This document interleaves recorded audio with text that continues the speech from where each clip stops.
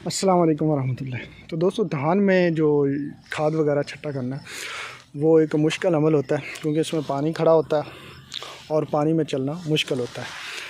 तो इसलिए जो है बार बार चक्कर लगाना, जैसे हम एक दफ़ा इस तरह से यूरिया फेंकते जाते हैं और आगे चलते जाते हैं, इसमें एफ़र्ट ज़्यादा होती है। ज़्यादा बार जो है वो खेत में चक्कर लगाना पड़ते हैं। इस वजह से जो है वो बहुत ज़्यादा थकावट हो जाती है, मेहनत ज़्यादा होती है, क्योंकि इसमें पानी जो है खड़ा होने की वजह से चलना पर मुश्किल होता है।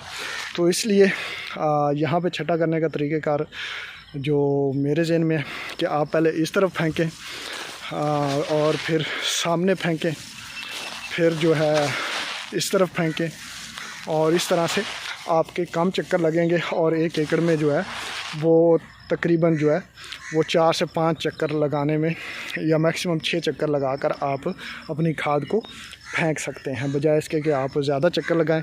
तो एक ही दफ़ा जब आप चल रहे हैं तो एक दफ़ा इधर फेंक दें, फिर इधर सामने फेंक दें, और फिर अपने जो है वो बाएं तरफ फेंक दें।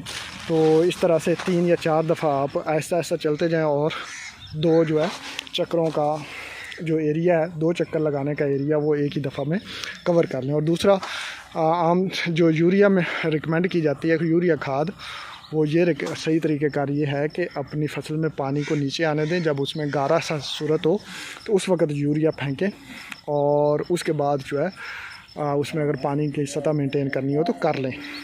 खड़ा जो अगर पानी ज़्यादा होगा तो वहाँ पे यूरिया के लॉसेस ज़्यादा होते हैं। दोस्तों, अगर आपका कोई तजर्बा हो, आपका कोई एक्सपीरियंस हो, आपकी कोई राय हो खाद को बेहतर तरीके से कम लॉसेस में जो है वो अप्लाई करने का धान के खेत में, तो हमारे साथ ज़रूर शेयर कीजिएगा। इससे सीखने सिखाने का अमल बेहतर होता है और हम बेहतर से बेहतरीन पैदावार की तरफ जाते हैं। मिलते हैं अगली वीडियो में, तब तक अल्लाह हाफ़िज़।